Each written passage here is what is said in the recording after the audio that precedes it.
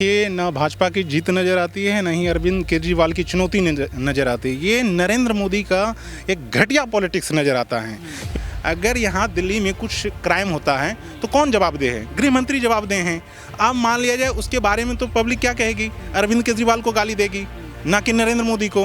केंद्र अपने हाथ में अगर ले लेगा सत्ता दिल्ली का, तो फिर यहाँ इलेक्शन करवाने का क्या फ़ायदा? बंद करवा दो चुनाव यहाँ का दिल्ली का। एलजी के अंतर्गत ही रहने दो तुम सारे चीज़। गाली सुनेगा एलजी, सुनेगा गाली, सुनेगा गृह मंत्री, सुनेगा गाली, सुनेगा पीएम, सुनेगा अरविंद केजरीवाल की। क्योंकि दिल्ली में ये पब्लिक का काम नहीं होने देना चाहते हैं, और दिल्ली को ये चाहते हैं कि नहीं मेरे अंडर है, क्योंकि ये सारे जगह से तो जीत जाते हैं ईवीएम घोटाला करके। और जब मतलब बारी आती है दिल्ली को तो मुंह की खानी पड़ती है इनको। तो इस वजह से कोई ना कोई तो पीछे का दरवाजा ये चुनेंगे ना। कानून बनते हैं बिगड़ते हैं, और यहाँ पर अरविंद केजरीवाल लगातार जो है मेहनत कर रहे हैं दिल्ली में कि जैसे ही 10 साल में राष्ट्रीय पार्टी बन गई तो अब केंद्र की सरकार यानी कि भाजपा सरकार को चुनौती देनी है। आपने देखा कि दिल्ली लोकपाल बिल जो है उस पर लगातार सवाल खड़े किए जा रहे हैं कि आखिर क्यों भाजपा सरकार चाहती है कि सब कुछ दिल्ली का उनके हाथ में आ जाए। यानी कि आपने देखा कि बिल कैसे पास हुआ, किस तरीके से यहाँ पर अरविंद केजरीवाल को चुनौती दी गई, और वो एक प्रेस कॉन्फ्रेंस करते हैं और लगातार इस बात को कहते हैं कि ये गलत हुआ, हम सुप्रीम कोर्ट पहुँचेंगे, सुप्रीम कोर्ट में याचिका दायर कर देंगे। वही बात कही यहाँ पर अरविंद केजरीवाल ने, जो बात राहुल गांधी ने कही थी जब उनको सूरत गुजरात हाई कोर्ट से झटका लगा था, और राहुल गांधी जीतते हुए आपको नजर आए।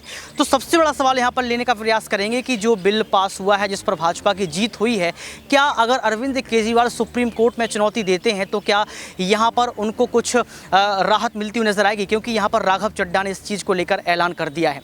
नमस्कार, आपके साथ मैं हूँ ऋतिक सबिता। स्वागत है आपका नेक्स्ट 9 न्यूज़ में। दर्शकों, पहले आप इस प्रांगण को देख रहे हैं, ये सुप्रीम कोर्ट है और हमारे साथ सर मौजूद। सर, आपका नाम क्या है? राजन कुमार, एडवोकेट जी। मैं आपसे जानना चाहता हूं कि जो लगातार एक चर्चा का विषय बन चुका है दिल्ली लोकपाल बिल, उसको आप कैसे देखते हैं? इसमें भाजपा की जीत नजर आती है और अरविंद केजरीवाल को चुनौती? नहीं, इसमें देखिए ना भाजपा की जीत नज़र आती है, ना ही अरविंद केजरीवाल की चुनौती नज़र आती है। ये नरेंद्र मोदी का एक घटिया पॉलिटिक्स नज़र आता है। क्योंकि नरेंद्र मोदी जो है सेपरेशन, एक तो कॉन्स्टिट्यूशन को मानते नहीं, सेपरेशन, कॉन्स्टिट्यूशन में सेपरेशन ऑफ पावर दिया गया है। सेपरेशन ऑफ पावर में जुडिशरी, एग्जीक्यूटिव और जो आपका एग्जीक्यूटिव, जुडिशरी और लेजिस्लेचर, तीनों का अलग अलग अपना काम होता है, निर्धारित होता है। तो इस काम में जो है वो हस्तक्षेप कर रहे हैं। क्योंकि जो कॉन्स्टिट्यूशन में दिया गया है, गवर्नर का पावर क्या होना चाहिए, मुख्यमंत्री का पावर क्या होना चाहिए, इस चीज़ का तो वो धज्जी उड़ा रहे हैं इस कानून को पास करवा करके। क्योंकि अगर मान लिया जाए यहाँ तो इलेक्टेड गवर्नमेंट है, गवर्नमेंट कौन होता है? मुख्यमंत्री। कौन चुनते हैं? जनता चुनते हैं। अगर मान लिया जाए जनता का कोई बात नहीं मानता ऑफिसर, कोई ऑफिसर लायबल नहीं है वो गवर्नमेंट के प्रति, तो वो फिर क्या काम करेंगे? मुख्यमंत्री का तो बात ही नहीं मानेंगे। अगर यहाँ दिल्ली में कुछ क्राइम होता है तो कौन जवाबदेह है? गृह मंत्री जवाबदेह हैं। अब मान लिया जाए उसके बारे में तो पब्लिक क्या कहेगी? अरविंद केजरीवाल को गाली देगी, ना कि नरेंद्र मोदी को। लेकिन एक्चुअली होता है क्या, पब्लिक उतना अवेयर नहीं है इन सब चीज़ों से, कौन किसके अंडर आता है। बस वो देखते हैं हाँ ये दिल्ली में किसका है सरकार, अरविंद केजरीवाल का। केजरीवाल ये बात लगातार कह रहे हैं कि कुछ कानून, कुछ पावर हमारे हाथों में होना चाहिए। पुलिस व्यवस्था को लेकर या तमाम व्यवस्थाएं जो हैं, आखिर वो हम क्यों एलजी को सौंपें या फिर केंद्र की सरकार को सौंपें? क्या उनका ये कहना सही है? क्योंकि ये केंद्र शासित प्रदेश है, भाजपा कहती है कि आप मुख्यमंत्री के तौर पर ही ठीक है, ज़्यादा मत उड़ो। अच्छा देखिए, ये कह रहे हैं पुलिस वाले मतलब रहना चाहिए केंद्र के अंदर बीजेपी, और अरविंद केजरीवाल जी कह रहे हैं कि नहीं मेरे अंडर, तो वो तो होना ही चाहिए। अगर मान लिया जाए कोई ऑफिसर है कुछ गलत करता है तो फिर कैसे कार्रवाई करेंगे? उसके लिए भी इनको कहाँ केंद्र को बोलना पड़ेगा?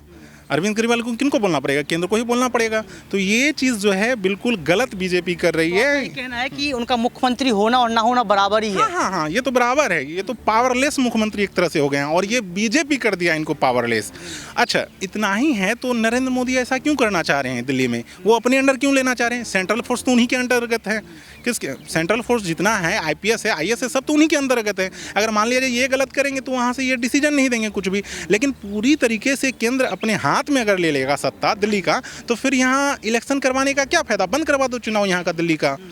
एलजी के अंतर्गत ही रहने दो तुम सारे चीज़। गाली सुनेगा एलजी, सुनेगा गाली, सुनेगा गृह मंत्री, सुनेगा गाली, सुनेगा पीएम, सुनेगा अरविंद केजरीवाल क्यों गाली सुनेगा? इसको हम ये मान लें कि राजनीति का अखाड़ा है, क्योंकि ये जो लड़ाई है, भले वो बिल की बात करें, आप कुछ भी बात करें, ऐसा कहा जा रहा है कि अरविंद केजरीवाल वर्सेस नरेंद्र मोदी की लड़ाई है, यानी कि कोई भी मुद्दा डालना है चुनाव के पहले। ये ठीक बात है क्या? हाँ, एकदम सही है। ये लड़ाई जानबूझ के करवाई जा रही है बीजेपी के द्वारा, क्योंकि दिल्ली में ये पब्लिक का काम नहीं होने देना चाहते हैं, और दिल्ली को ये चाहते हैं कि नहीं मेरे अंडर है, क्योंकि ये सारे जगह से तो जीत जाते हैं ईवीएम घोटाला करके, और जब मतलब बारी आती है दिल्ली को तो मुंह की खानी पड़ती है इनको। तो इस वजह से कोई ना कोई तो पीछे का दरवाजा ये चुनेंगे ही ना। देखिए, न्याय के मंदिर के जो है वो सुप्रीम कोर्ट, उसके आप लोगों को देवता कहा जाता है कि आप लोग देवता हो और सही बात रखते हो।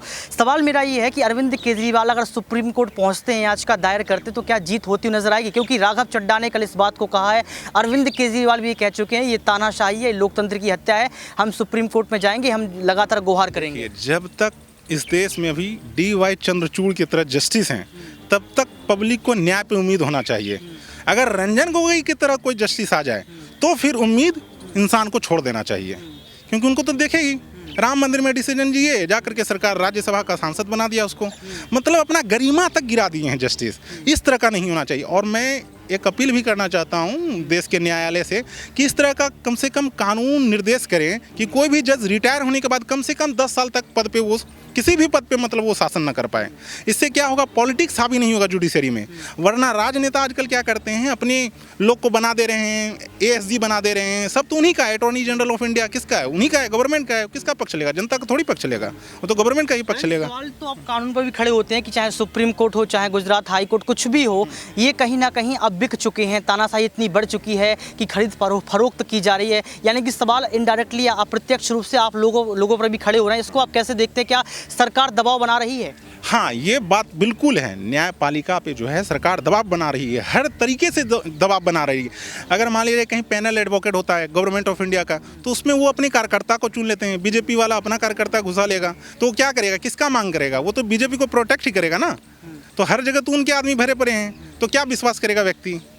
लेकिन हाँ, कुछ पब्लिक ऐसे हैं या कुछ न्याय में भी ऐसे व्यक्ति हैं, जजेज हैं, जो एकदम संविधान के अकॉर्डिंग चलते हैं। उन्हीं के वजह से अभी ये कुछ बचा हुआ है देश, वरना तो इस देश का तो बंटाधारी कर दिए मोदी जी। अभी मैं ऑफ द कैमरा तमाम लोगों से बात कर रहा था, जान रहा था कि यहाँ पर बहुत सारे लोग ऐसे हैं कि 20-20, 25-25 साल से केस पेंडिंग में हैं, लगातार आते हैं, सुनवाई नहीं होती है, या फिर कुछ कारण बता दिए, रीजन बता दिए जाते हैं। क्या आपको लगता है कि इनके साथ जो है नाइंसाफ़ी हो रही है? हाँ, ये चीज़ नाइंसाफ़ी हो रही है। इस चीज़ को ध्यान देना चाहिए, जस्टिस साहब को भी ध्यान देना चाहिए। ऐसा कुछ नियम बनाएं कि उनका केस जो है जल्द, क्योंकि देखिए न्याय अगर मिले तो न्याय जल्दी मिले, ये नहीं कि 50 साल बाद न्याय मिले। तो उसको वी कैन नॉट से डेट जस्टिस, इनजस्टिस हो जाएगा ना वो लोगों के साथ। तो ये चीज़ पे ध्यान देना चाहिए, इस चीज़ को सुधारना चाहिए। शाहरुख खान, सलमान खान या किसी और का कमरा जो है बेटा हो, ये कह रहे हैं कि अगर किसी सेलिब्रिटी का या किसी नेता का बेटा हो तो इनका जो है चुनाव केस आज आया और कल जीत जाते हैं। हाँ, एक एग्जांपल देता हूँ। आर भारत वाले अर्नब गोस्वामी थे ना, उनका एक दिन में केस सुन लिए जस्टिस साहब, और बहुत सारे पब्लिक रहते हैं उनका लिस्टेड ही नहीं करता है। ये सब चीज़ बंद होना चाहिए, इसका मैं विरोध करता हूँ। चाहे न्यायपालिका करे, चाहे पॉलिटिशियन करे, इस चीज़ का, जो चीज़ गलत है उस चीज़ का विरोध होना चाहिए। DY चंद्रचूड़ इस तमाम मुद्दों पर कब बातचीत करेंगे? क्योंकि वो न्याय के भगवान हैं, न्याय के मंदिर में जो है सुनवाई लेते हैं। कैसे आप देखते हैं कि कभी DY चंद्रचूड़ सामने आएंगे, इन बातों को रखेंगे?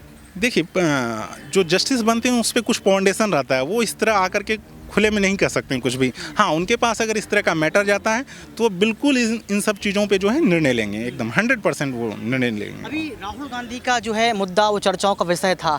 जैसे उनकी लोकसभा सदस्यता खत्म हुई थी, बहाल कर दी गई, सुप्रीम कोर्ट से राहत मिल गई।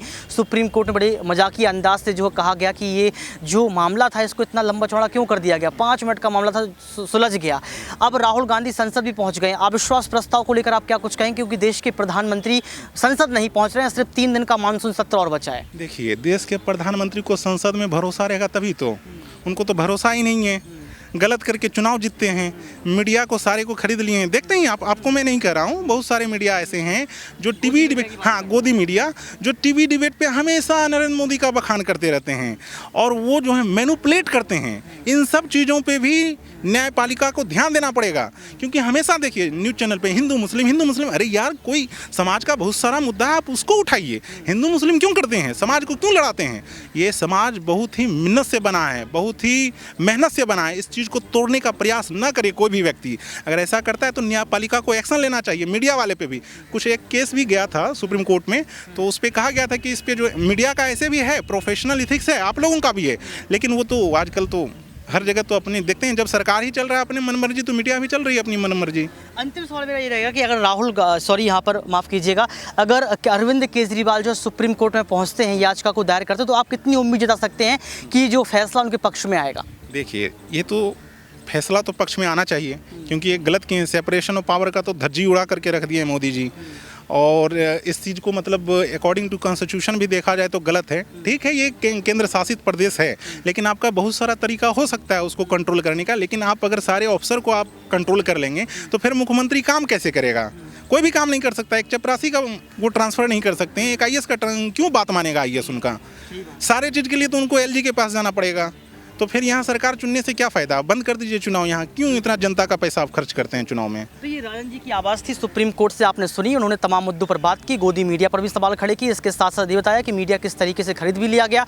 इसके साथ साथ अरविंद केजरीवाल अगर सुप्रीम कोर्ट पहुँचते हैं तो कैसे जो है उनके हिस्से में अनुपात समीकरण बन जाएंगे, ये भी बात बताई। इसके साथ साथ तमाम मुद्दे वही बताए जो ज़मीनी स्तर से जुड़े हुए हैं, चाहे वो हिंसात्मक हो, चाहे तानाशाही की बात हो, चाहे लोकतंत्र की बात हो। अब देखना ये पड़ेगा कि राजन जी की बात को सुनने के बाद जनता क्या कुछ कहती है और कैसे जो है ये दिल्ली लोकपाल बिल जो है इस पर बात रखती है और अरविंद केजरीवाल के अगले कदम क्या होंगे इस पर भी जो है समय तय करेगा। आज के लिए सिर्फ इतना ही। देखते रहिए नेक्स्ट 9 न्यूज़। कैमरामैन सुमित के साथ ऋतिक सविता, सुप्रीम कोर्ट।